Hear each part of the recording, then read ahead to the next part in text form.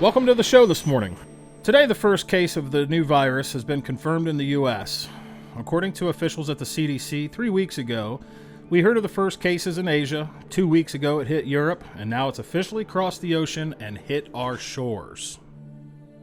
The president, under guidance of health officials, have announced recommendations for Americans to stay home whenever possible to limit the spread of the virus.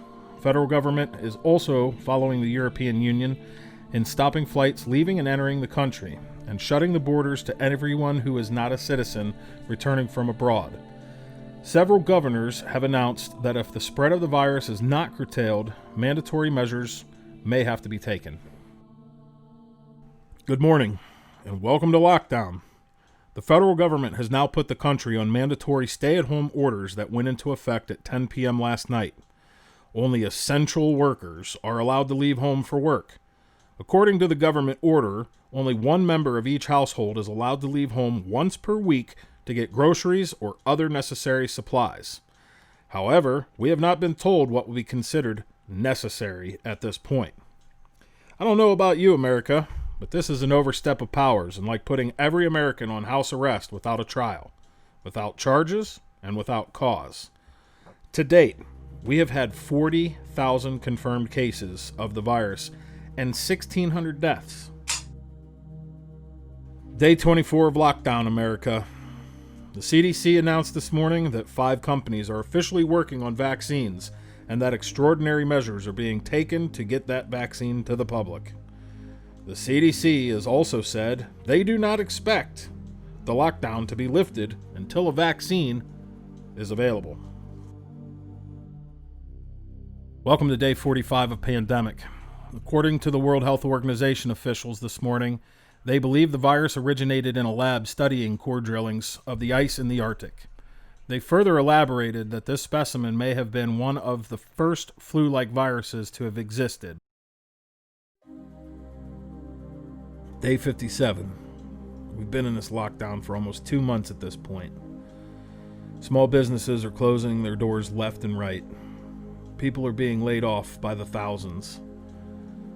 The official jobs report will be released this Thursday. Economists are expecting that an additional 40 million Americans have been laid off and expecting the unemployment numbers to reach 20%.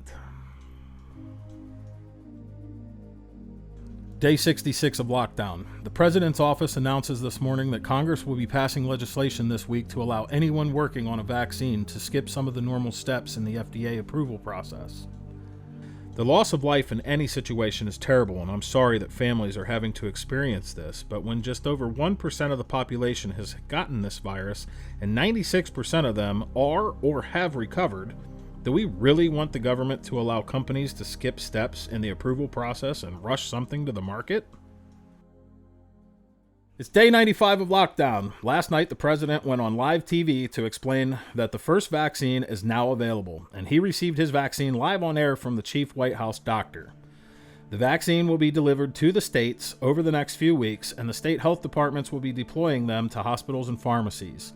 He said that every American will need to have this vaccination to be allowed to return to work unless there is an underlying health situation that would be made worse by the vaccine. Welcome to the show this morning. Some of the world is starting to return to normal, and it is estimated that approximately 50% of the country has received the vaccine. I don't know if I can believe that a vaccine that was rushed through production within 4 months of the first case is going to be effective against the virus. I'm not getting it, but I understand why so many people are. The economic toll that the response to the virus has caused is much worse than the virus ever was. We have been put in a terrible situation. The government has overstepped their traditional roles. Now people just want to get back to work. They must get back to work to afford to live.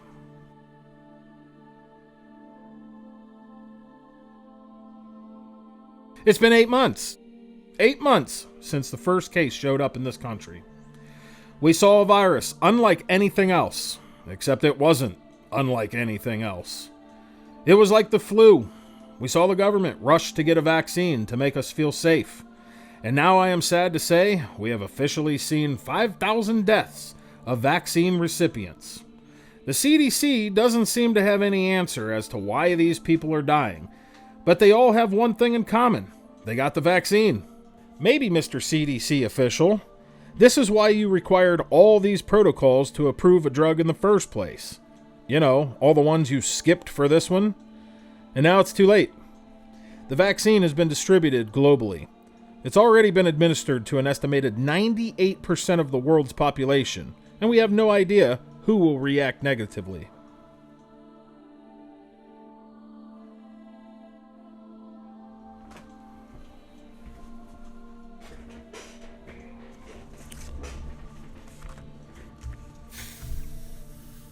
"14 months.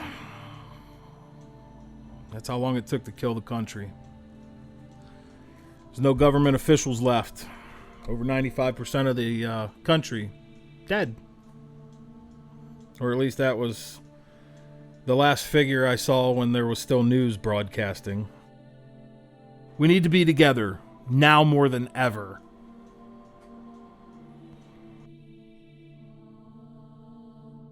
It's been years since the last time I heard the sound of anyone else's voice.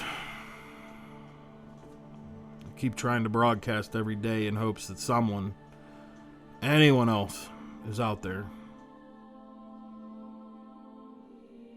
Please. I don't know how much longer I can do this alone. Is there anyone else alive?